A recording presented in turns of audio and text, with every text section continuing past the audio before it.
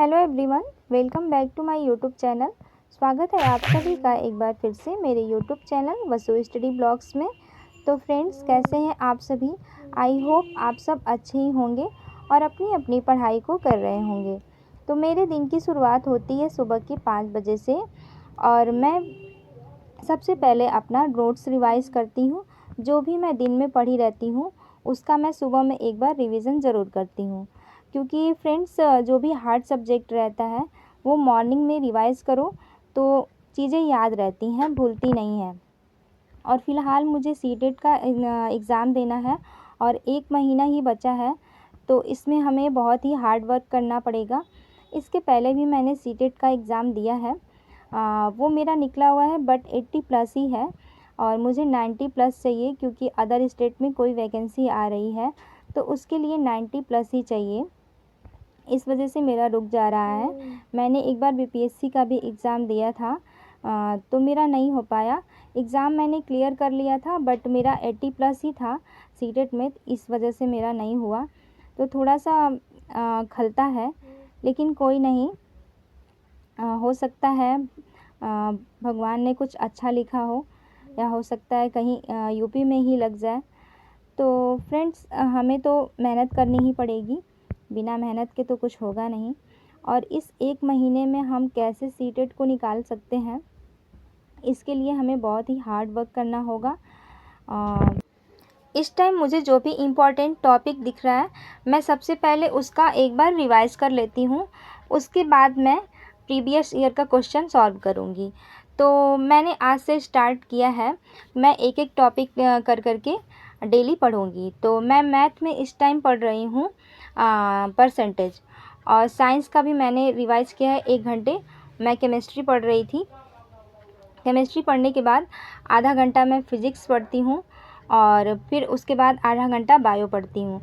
और केमिस्ट्री थोड़ा सा हार्ड है तो और फिज़िक्स भी हार्ड है, तो इसके लिए मैं थोड़ा थोड़ा टाइम दोपहर में भी करके क्लास भी कर लेती हूँ। जो भी मुझे नहीं आता है तो उसका मैं क्लास करके एक बार देख लेती हूँ यूट्यूब से।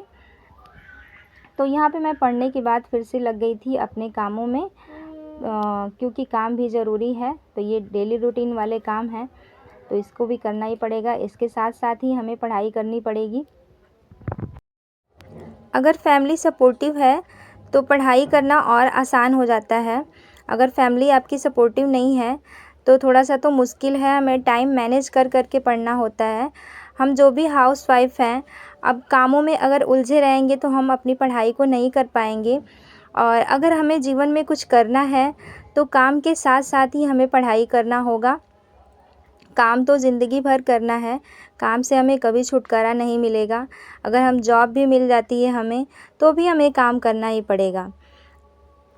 जितनी भी हाउसवाइफ हैं, मैं उनके लिए एक बात कहना चाहूँगी कि आप अपने लिए थोड़ा थोड़ा टाइम निकालो और अपने लिए कुछ करो, अपने सपनों को पूरा करो।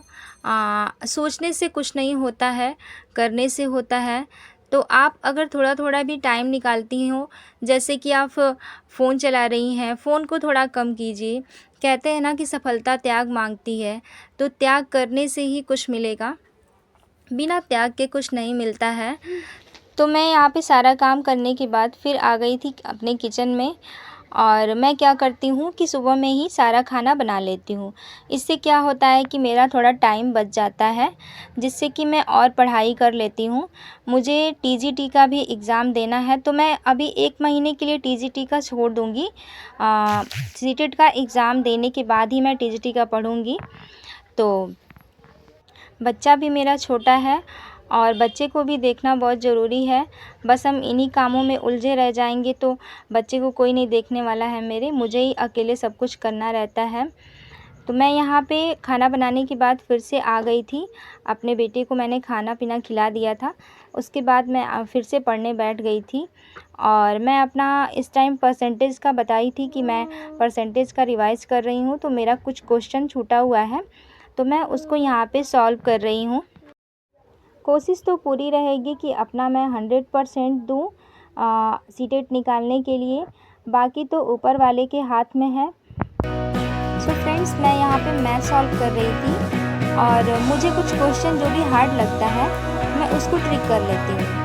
और मैं क्या करती हूँ कि 2 या 3 बार उसको रिवाइज़ करती हूँ। इससे क्या हो जाता है ना कि एक बार में अगर आपको समझ में ना आए तो उसी क्वेश्चन को आप 2-3 बार देखिए, आपको ज़रूर समझ में आएगा। कोई भी क्वेश्चन हार्ड नहीं होता है। मैथ से थोड़ा डर तो लगता है, बहुत लोग डरते हैं, लेकिन ये ऐसा डरने वाला सब्जेक्ट नहीं है। अगर आप इस पे प्रैक्टिस करते रहेंगे, ये प्रैक्टिस वाला सब्जेक्ट है। आप जितना प्रैक्टिस करेंगे उतना ही मैथ पे आपका पकड़ अच्छी होती जाएगी। रिवीजन करने के बाद फिर से मैं 1 घंटे CBT पढ़ूँगी, क्योंकि CBT भी 30 नंबर की आती है। और इसके बाद 1 घंटा मैं हिंदी पढ़ती हूँ। ये सब पढ़ने के बाद मैं दोपहर में क्लास करती हूँ, जो भी मुझे क्लास लेना रहता है। मैं साइंस की एक क्लास ज़रूर लेती हूँ। कुछ मेरा चैप्टर छूटा हुआ है, तो उसका फ़िलहाल मैं इस टाइम क्लास कर रही हूँ और 10-15 दिन तक क्लास करूँगी। उसके बाद मैं फिर से अपना रिवीजन ही करूँगी, क्योंकि रिवीजन सबसे ज़्यादा इम्पॉर्टेंट है। सिर्फ नोट्स बनाने से कुछ नहीं होगा। जब तक मैं रिवीजन नहीं करूँगी तो चीज़ें मुझसे गिरती चली जाती हैं। और ये सब ऐसा सब्जेक्ट है कि जितना इसको प्रैक्टिस किया जाए उतना ही ये अच्छा होता जाएगा। तो मैं हमेशा प्रैक्टिस करती रहती हूँ। बाकी एग्ज़ाम निकले ना निकले वो तो किस्मत के ऊपर है। और फ्रेंड्स, आप लोग हमें कमेंट करके ज़रूर बताया कीजिए कि आप लोगों को हमारी वीडियो कैसी लगती है। हमें वीडियो बनाने में कोई आइडिया नहीं है, तो आप लोग हमें कमेंट करके बताया कीजिए। और आपके कमेंट से हमें मोटिवेशन मिलेगा। और मैंने अपने वीडियो के लास्ट में दिवाली के दिन की थोड़ी सी वीडियो अपलोड की हुई है। थोड़ा सा मैंने क्लिप लिया हुआ था, तो इसको मैंने ऐड कर दिया है। आप लोग इसे ज़रूर देखिएगा और कैसी लगी वीडियो आप लोग कमेंट करके ज़रूर बताइएगा। और अगर आप लोग हमारे चैनल पे नए आए हैं तो चैनल को सब्सक्राइब कर लीजिए